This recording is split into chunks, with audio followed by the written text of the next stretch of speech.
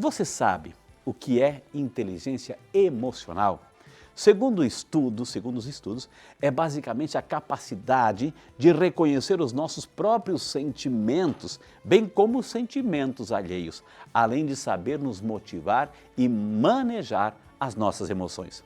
Falando assim parece fácil, mas existem vários caminhos a serem percorridos e muitas vezes a ajuda de um profissional é fundamental. Para as crianças, a inteligência emocional impacta diretamente no seu futuro, em atividades simples como encarar situações, desafios e resolver conflitos. Mas como desenvolver tudo isso nos filhos, nossos filhos? E para conversar com a gente sobre a importância da inteligência emocional, principalmente para as crianças, eu recebo aqui nos estúdios do Saúde e Fé, ela que é psicóloga infantil, a doutora Aline Souza. Doutora Aline, bem-vinda. Bom dia, doutora. Bom dia. Tudo bem? Bom dia, tudo bem. Que Deus abençoe. Amém. Né? O assunto é um assunto importante, doutora? Com certeza, é importantíssimo. Afeta bastante as crianças aí? Afeta as crianças na sua infância e isso acompanha elas por toda a vida. Então, dica para quem está em casa preparando aquele almoço delicioso, assim, olha, fique conosco porque a gente vai ajudar você, como adulto, papai, mamãe, vovô e vovó, a entender os filhos, né? Isso mesmo, vamos mostrar aí os caminhos para ajudar essa criançada a desenvolver desde pequenininha a inteligência emocional. Tá feito o convite, doutora, por favor, sente-se, por favor, doutora. Obrigada. Doutora, inteligência emocional. Quando a gente fala em inteligência emocional, isso significa também, do ponto de vista da psicologia, a inteligência, ela é classificada, doutora, assim, inteligência emocional, inteligência, sei lá, espiritual, inteligência doutrinal, enfim, é classificada? A gente pode separar, categorizar essas inteligências. A inteligência é a forma como eu lido com aquilo que está ao meu redor, né? Então, se eu tenho um conhecimento mais específico numa área de exatas, por exemplo, né? Eu posso dizer que eu tenho uma inteligência, uma habilidade maior para aquela área. E quando a gente fala de inteligência emocional, é justamente ter a habilidade, né, de lidar com as emoções, de gerenciar as nossas emoções, de saber, primeiramente, reconhecer aquilo que a gente sente e também o que fazer com aquilo que eu estou sentindo naquele momento. Agora, doutora, muita gente está acompanhando o programa Saúde e Fé nesse exato momento. Por exemplo, assim, é um orgulho para o papai, é um orgulho para a mamãe, principalmente aí para a vovó, para o vovô, quando diz assim, ó, nossa, o meu netinho, a minha netinha, tem 3, 4, 5, 6 aninhos, mas ele está muito à frente do seu tempo, parece assim um adulto, né? É isso que a gente está falando, doutora? Não, Frei. Não, é outro tipo de inteligência, né? Muito pelo contrário. Esse estar à frente do seu tempo, quando a gente está falando de uma criança, pode ser até uma preocupação, né? Porque a criança, ela precisa ser criança. Etapas? Pode ser que sim, né? É um ponto de atenção. Pode ser que sim. A gente está falando de uma inteligência diferente daquela inteligência de aprender a ler, a escrever, né? Até na conversa, nossa, parece que conversa com um adulto. Ai, o meu filho conversa com um adulto, meu neto, nossa, parece que está conversando com um adulto, assim. Então não é isso, esta inteligência emocional, doutor? Não é? Não, não. Então o que é? Tá.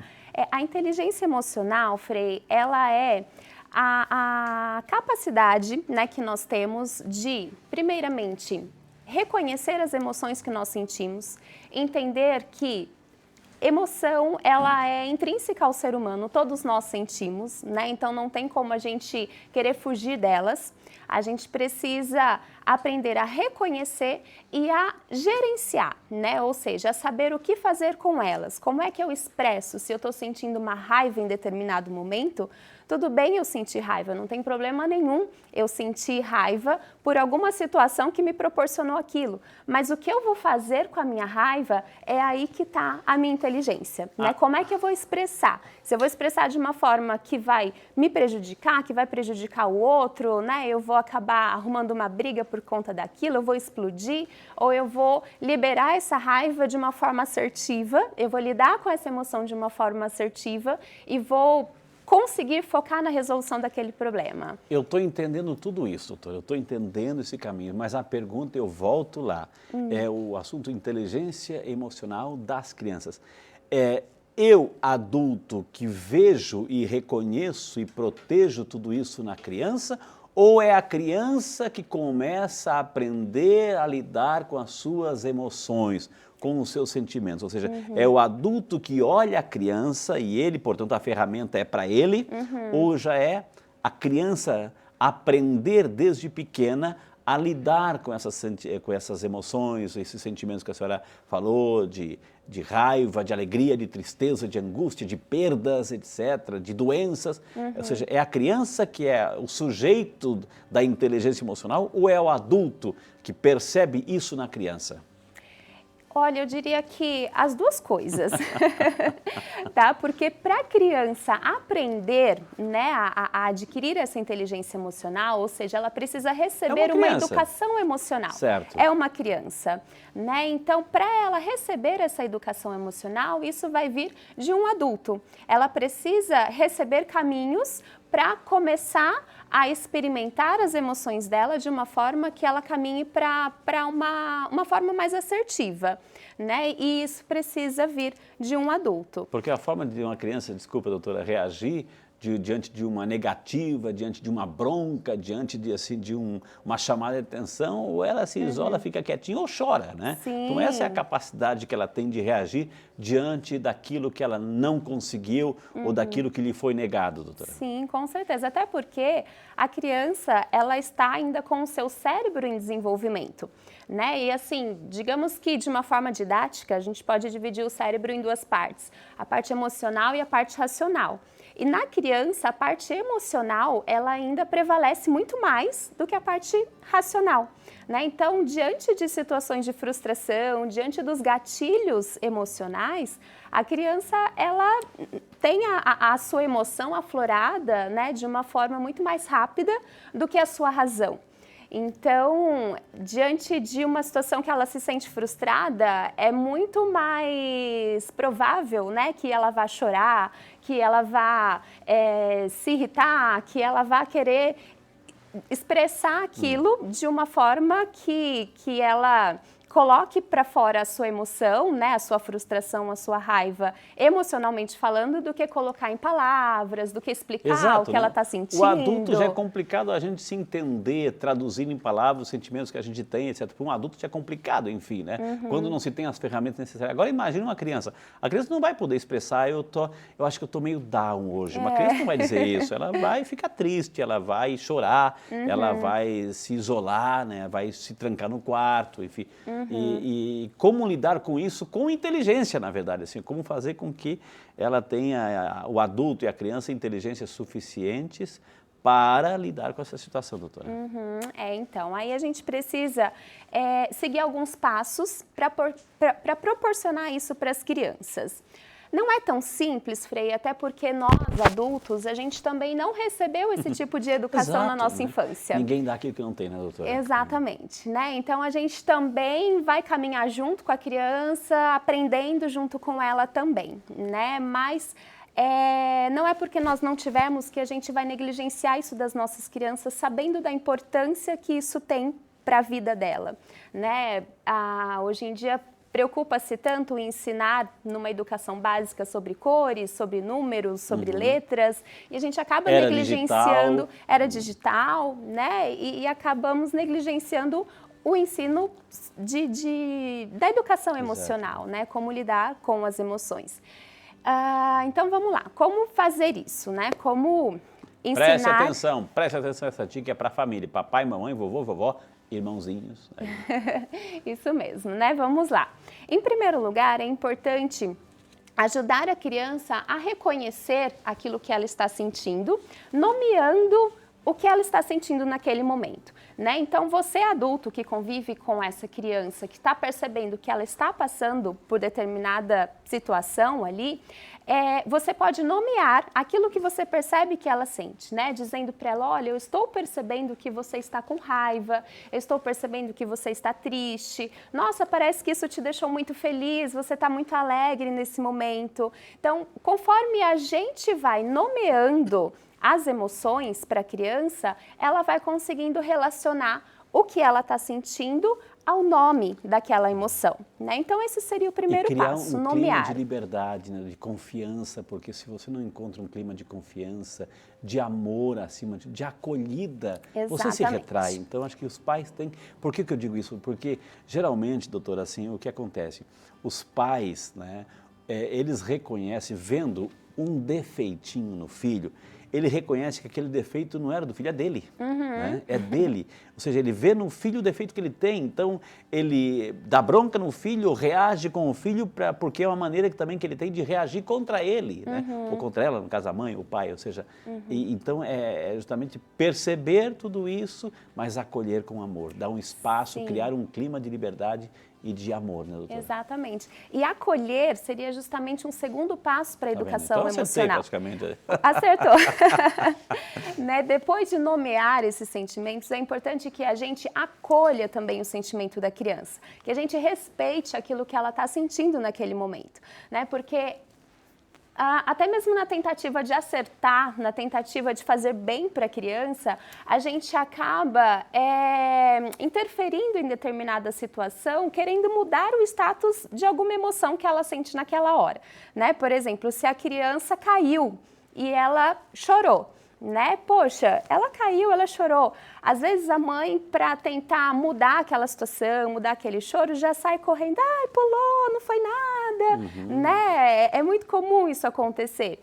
E a gente acaba não respeitando aquilo que está acontecendo com a criança, né? Poxa, como não foi nada? Digamos assim, negar o sentimento da criança. Negar o sentimento ou seja, da criança. Não valorizar, digamos assim, o que importa é o sentimento do pai e da mãe, o que ele pensa, o que ele acha, e não dar o valor necessário para aquilo que a criança está sentindo, doutora. Exato, né? É como se os pais quisessem que a criança sentisse aquilo que eles querem que ela sinta. E dessa forma eles não acolhem um sentimento que vem dela, né? Então, nesse momento, claro, não precisa fazer um drama porque a criança caiu, mas respeita, né? Fala, nossa, você caiu, machucou, tá tudo bem, né? Tá chorando, você deve ter se assustado, pode chorar, já que passa, né? Respeitar aquilo que a criança está passando. Na prática, como ensinar o papai e a mamãe, assim, porque se o papai e a mamãe vai lá, né, a criança está lá, caiu, chorou, se machucou, chorou, etc., ela vai chorar, né? Então, se o papai, oi, Dodô, aí que a criança vai chorar, doutora. Como lidar? Como ter inteligência para lidar, que já o assunto é inteligência emocional,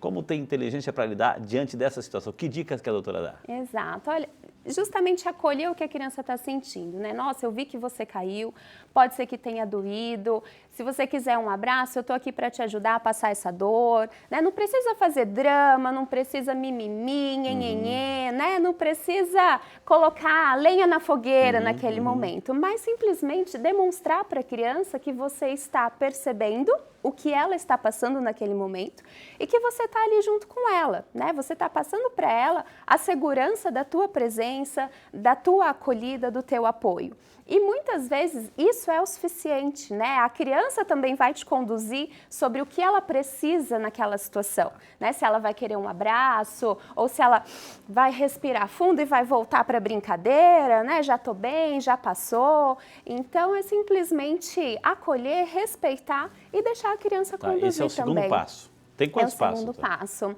E o terceiro passo... Terceiro passo. Na verdade, são 4. Vou colocar mais um, porque o quarto também é muito importante. O terceiro passo seria ajudar a criança a buscar recursos para lidar com as emoções, né? Por exemplo... assim, caiu uma primeira vez, caiu a segunda vez, então te prepara que a vida inteira vai ser assim.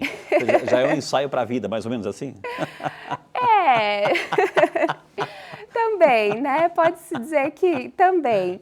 Mas, por exemplo, a gente tem, às vezes, o costume, né, a mania de dizer para a criança o que ela não pode fazer, né? Então, vou pegar de novo o exemplo da emoção da raiva, porque geralmente é a que a gente mais tem dificuldade de gerenciar, né? Tanto em nós, como ajudar as crianças a gerenciar isso. Então, se a criança está com raiva naquele momento e ela parte para cima para bater em alguém, é natural que a gente diga para ela que ela não pode fazer aquilo. Ok, ela não pode fazer aquilo, mas o que ela pode fazer? né? A gente precisa também oferecer recursos para que ela saiba o que ela pode fazer nesse momento. Na hora que sentir a raiva, como é que eu expresso, como é que eu libero isso, né? E como é que eu resolvo isso dentro de mim. Então, olha, filho, não pode bater no amigo, não pode me bater, mas você pode bater o seu pé bem forte no chão, porque isso vai ajudar a liberar a sua energia e a sua raiva vai diminuindo, né? Você pode bater numa almofada, porque a almofada não sente dor, então você pode liberar a sua raiva ali naquela almofada. E aí, você pode correr, né, aqui no quintal, enfim, porque isso ajuda a liberar a raiva também. E diante dessa sua colocação, que está muito importante aí, vem aquela situação assim que os pais, muitos pais, não todos, né, mas ensinam em casa assim, olha, meu filho, não traga desaforo para casa, né? Reagiu? Reaja também. Bateu? Bata também. E aí, doutora? Então, aí é demonstrar para a criança como ela pode resolver aquele problema, né, naquele sem momento, violência. Sem violência, né? Existem Contra outros o outro recursos. E contra ela mesma, né? Exatamente, né? Porque se a gente incentiva a criança a resolver o problema com a violência, a gente está incentivando ela a criar um outro problema, né? Então, que a gente possa ajudá-la a refletir, né? A agir naquele momento de uma forma que ela se posicione, sim, né? Claro, ela não vai ficar ali sendo um saco de pancada, ela pode se posicionar, ela pode se dizer que ela pode dizer que não está de acordo com aquela situação, mas resolver isso de uma outra forma, sem precisar fazer o mesmo que está sendo feito com ela. Buscar ajuda, né? Buscar uma outra estratégia, sair de perto, mas devolver na mesma moeda acaba, né? Ela acaba somando mais problemas ao invés de resolver aquilo. Então, quais os títulos dos 3 primeiros passos? Os 3 primeiros passos, nomear o que a criança está sentindo, acolher o sentimento da criança e ajudá-la a encontrar recursos para lidar com aquilo. 3 passos, mas ela falou que tem mais um passo. Então, vamos combinar o seguinte, ó. O 4º passo no próximo bloco, e aí eu vou fazer algumas perguntinhas para a doutora Aline, por exemplo, assim, ó, a criança que é teimosa. Nossa, Frei, meu filho é teimoso, não sei como lidar com isso. A pessoa que é hiperativa, enfim, que não para quieta, que não tem esse controle, os pais se desesperam. Como lidar com isso? Acima de tudo, com amor, com carinho e com inteligência. Tudo isso e muito mais no próximo bloco. Doutora Aline, vamos entrar aqui na nossa salinha, doutora. O papo está muito bom. Tá bom. Ou seja, o assunto, o que a gente falou? Então, recapitulando, para quem está em casa, o assunto hoje é inteligência emocional, isso. Como lidar. Então, falamos primeiro nomear. Primeiro nomear os sentimentos. Acolher e oferecer recursos para a criança lidar com os seus sentimentos, gerenciar. Certo. E aí ficamos de falar sobre o quarto passo, né? Que eu até deixei por último, fiz aquele suspense porque é o mais importante de todos. Né? Na verdade, o quarto passo, ele vem selar todo esse processo de aprendizagem da educação emocional, que é justamente o exemplo que a criança recebe em como o adulto que convive com ela lida com o gerenciamento das suas emoções. Exemplo é tudo, né? Exemplo é tudo, né? Não adianta a gente dizer para a criança como ela tem que agir no momento da raiva, né? No momento da frustração, se na hora que eu estou ali recebendo aquela fechada no trânsito, eu falo palavrão, eu explodo, né? Ou no momento em que o meu time perdeu, eu lido de uma forma totalmente... E a criança escuta tudo isso, vê tudo isso, brigas em casa, discussões, marido e mulher, discussões, até vão sentar ali para fazer uma refeição, é a hora da cobrança, é a hora da discussão, a criança vê tudo isso, né, Com doutora? certeza. Assimila tudo isso, né, doutora? Com certeza, né? Então, por mais que você que está em casa, né, se você acha que você não dá conta de desenvolver esses passos no dia a dia, mas se você cuida de como você lida com as suas emoções, né, do exemplo que você está passando para a sua criança, isso é fundamental, é mais do que necessário, né? É mais do que importante para passar a educação emocional. Nomear, acolher recursos e, acima de tudo, o bom exemplo. Sim. Aprendi, doutora? Agora Muito me diz bem. uma coisa. A pessoa, a mamãe, está lá acompanhando o programa, a vovó, meu Deus, está lá cuidando do neto, é férias, né? Enfim, Frei, esse meu neto é teimoso demais, essa criança é teimosa, não sei quem puxou, etc. Como lidar com essas teimosias, doutora? A criança se emburra lá e não tem jeito. Ei, como lidar com isso? A teimosia, né, ali na infância é muito comum, né? Não tem como a gente acabar com essa teimosia, mas tem como a gente... Aliar a teimosia com castigo, doutora? Não necessariamente o castigo, né? Porque o castigo... Limites. Ele simplesmente vai resolver o problema naquele momento, né? Mas ele não vai... Mas se torna uma via negativa de aprendizagem. Né? Exato, exatamente, né? Então, assim, a criança, ela vai selecionando, né, os seus comportamentos de acordo com as consequências que ela tem a partir da forma como ela se comporta, né? Então, se ela está conseguindo conquistar coisas através da sua teimosia, a chance, a probabilidade da teimosia continuar, da teimosia ser uma ferramenta forte ali na caixinha dela, é muito alta, né? Então, nós aqui temos que ensinar para a criança as formas que ela pode ter. E os limites? Como conversar e colocar limites, porque é importante, né? Porque senão Sim. a gente vê tragédias muitas vezes dentro de casa, porque onde não se trabalha mais o limite, os horários, a disciplina também. Ou seja, não é questão de rigorismo, ou seja, mas também saber que a criança tem um pai e uma mãe, quem comanda a casa é o pai e a mãe, não a criança. Sim, com certeza. E para isso é importante que tenham regras claras dentro de casa, né? Não se coloca limites se não existe uma clareza de qual é o limite que é esperado para aquela criança. Né? Essa pergunta, aproveitando, sim, doutora, assim que a senhora está comentando, a Camila Santos de Suzano. Bom dia, Camila, muito obrigado pela participação. Ela está dizendo assim, bom dia, Frei, doutora. Tem um filho de 3 aninhos, ele chora muito quando nego algo. O que devo fazer? Ó, a mãe preocupada, está tudo dentro do tema, doutora. Olha, essa fase de 2 para 3 anos, né, o choro ele vem com força. E a gente compreende isso. Com megafone, né? Exato, né? A criança, ela acabou de sair da fase de bebê, né? Enquanto bebê, ela recebia tudo a partir do choro dela, né? Tá com fome, chora, tá com a fralda suja, chora, tá incomodada, chora, tá com sono, chora, é a linguagem dela. Então, com 2 e 3 anos, ainda é o recurso que a criança tem, né? Ela ainda não desenvolveu outros recursos, né? Ela ainda está aprendendo a pedir, a negociar, a conversar, a se comunicar, enfim.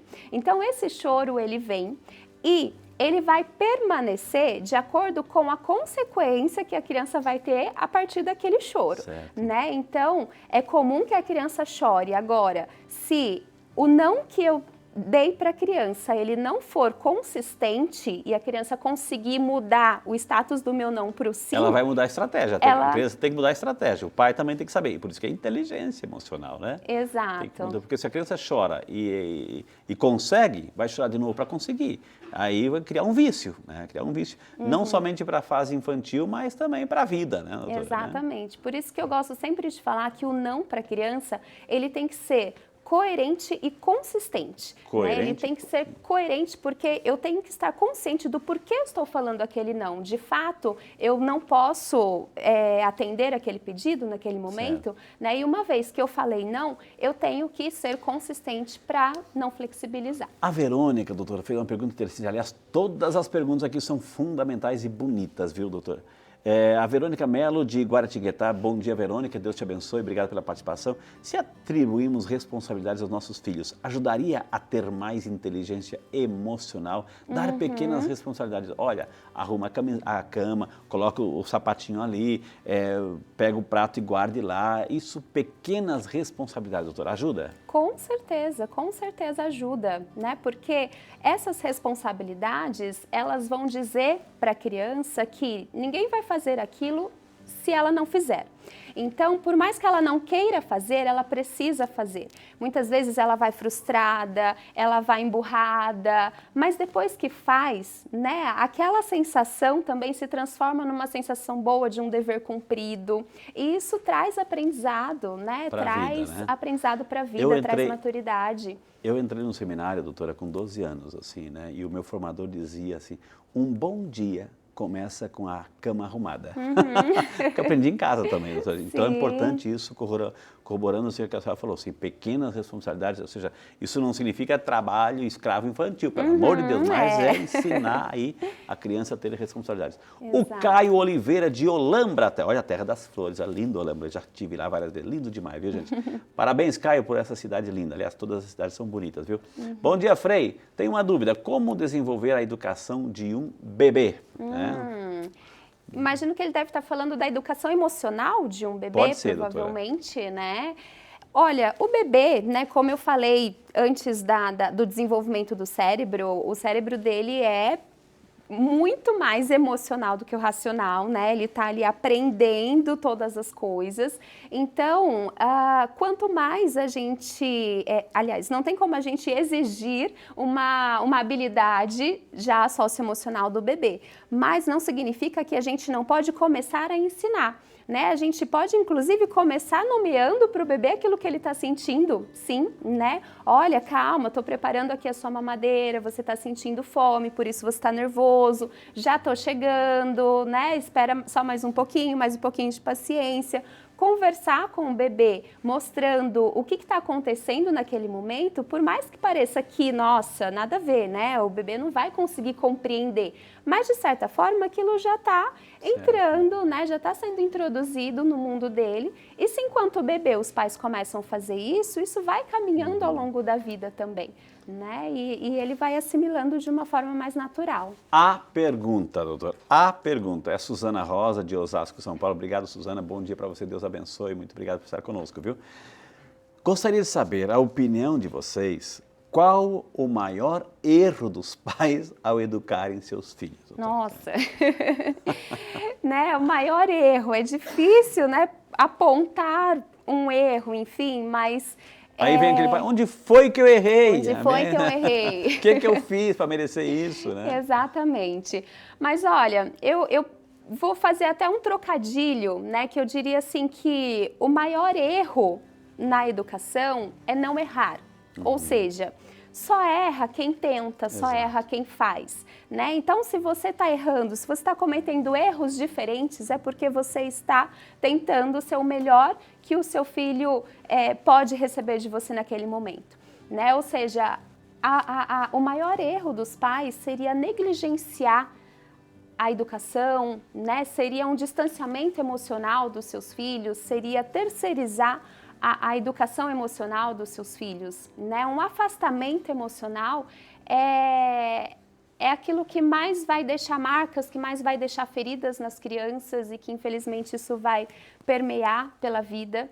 Então eu diria que o maior erro da educação é não errar, né? Não tentar, é não estar próximo do filho. E acima de tudo a gente saber que todos somos humanos, estamos na escola da vida, é um aprendizado. Aprendemos com os filhos, aprendem com os pais, é uma troca, né? Então, acima de tudo, amor, carinho, acolhida, tudo que a gente aprendeu hoje, mas acima de tudo saber também ter inteligência para lidar com essas situações, com essas emoções. Por isso que conversamos hoje, com muito carinho, com a doutora Aline Souza, psicóloga infantil. Quem quiser entrar em contato, temos aí o telefone 0 operadora 12 99187 9020, 99187 9020, ou o Instagram é @psico.infantil.aline.souza. Está na tela para você copiar.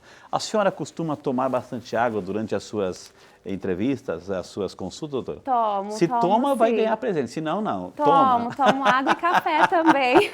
Por isso que eu queria dar assim, um mimo para a senhora, a canequinha do programa Saúde e Fé. Amei, tem as cores do meu consultório, né? Olha inclusive, que lindo. Adorei. E a imagem de São Peregrino Laziose, o santo protetor contra o mal do câncer, essa imagem que a gente tem aqui também, que a senhora guardasse com muito carinho. Com certeza, muito guardarei. Obrigado, viu? A senhora é muito Eu simpática, que agradeço. viu? Né? Que Deus muito abençoe, obrigada. doutora. Foi um prazer estar aqui. Que Deus abençoe. Posso Amém. fazer uma oraçãozinha para a senhora? Por favor. Que Deus abençoe, viu, doutora? Amém. Que maravilha, gente. Quantas informações valiosíssimas aprendemos hoje aqui no Saúde e Fé.